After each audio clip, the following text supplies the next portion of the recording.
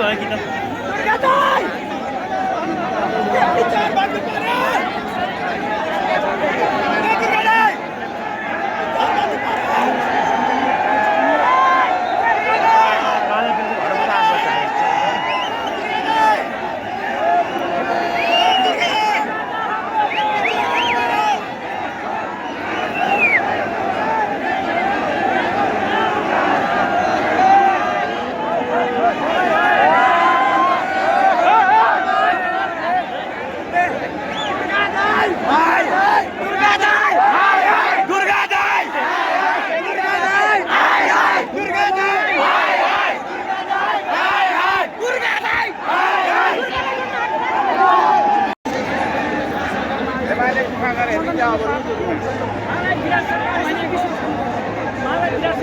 अभिभावक हो गर्ने तपाईँ हामीले नै हो।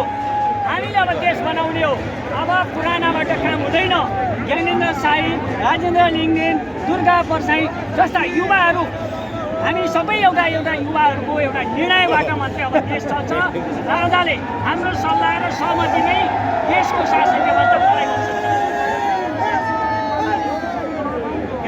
जो होइन राजा सबैको साझा हुन्। जसले देश विकास गर्छु भनेर जसले कुलमान घिसिङ जस्ता मान्छेहरू जन्माउँछ सही कुरो सहीलाई राजाले स्वागत गर्छन्। जसले बालेन जस्ता मान्छे जन्माउँछु भन्छ त्यसलाई स्वागत गर्छन्। त्यसकारण राजाले स्वागत गर्ने भनेको देश बनाउने, भ्रष्टाचारलाई निर्मूल गर्ने, जनताको जीवनस्तर उठाउने र नेपालको गौरवलाई चाहिँ उच्च बनाउने र नेपालमा भएका युवाहरूलाई नेपालमा रोजगारी गर्ने व्यवस्था चाहिँ के भने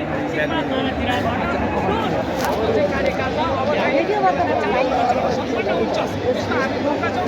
अब अहिलेको हामीले बोलेका कुराहरू 5 मिनट 10 मिनटपछि पनि फेरि अवसर छ। त्यस कारण महाराष्ट्रले अरू विधायकका नेताहरूभन्दा धेरै सचेत